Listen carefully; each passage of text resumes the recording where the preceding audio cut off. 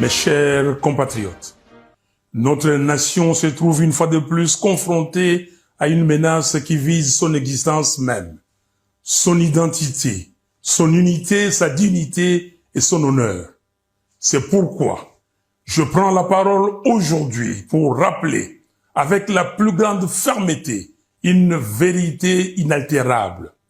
Aucun accord de prétendue intégration économique régionale ne peut être envisagé tant que la souveraineté et l'intégrité territoriale de la RDC sont bafouées.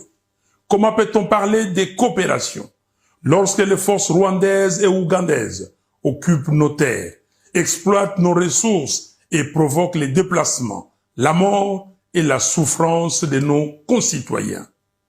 J'affirme haut et fort que l'accord cadre signé le samedi 15 novembre 2025 à Doha ne saurait constituer la base d'un accord de paix durable. Les discussions de Doha devaient se limiter à la mise en œuvre intégrale et sans complaisance de la résolution 2773 des Nations Unies et la définition des modalités du cessez-le-feu et non à la signature d'un accord d'abdication qui mettrait en péril l'avenir de nos enfants. Notre nation n'est pas à vendre. Notre souveraineté n'est pas négociable. Et l'intégration régionale ne peut se faire qu'entre États égaux, libres et respectueux des frontières. Aucune pression ne doit primer sur la sécurité du Congo. Aucune manœuvre ne doit détourner notre marche vers la cohésion nationale. Ainsi, j'en appelle à Monsieur Félix Tshisekedi et à tous les Congolais à œuvrer pour la cohésion nationale. Une cohésion véritable qui ne peut naître que d'un dialogue national inclusif. Monsieur Tshisekedi, au nom de notre peuple, meurtri mais toujours debout, je vous invite à convoquer sans délai le dialogue national.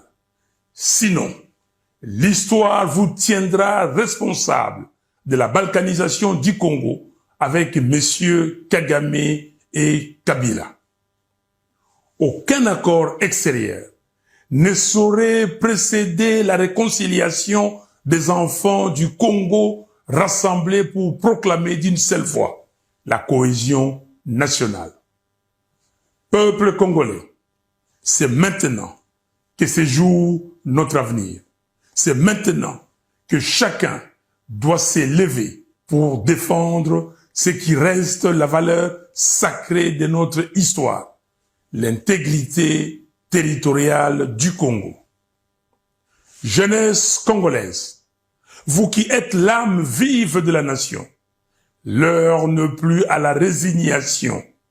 L'heure est à la vigilance, à la mobilisation, à l'engagement pour la défense du pays. Tenez-vous prêts.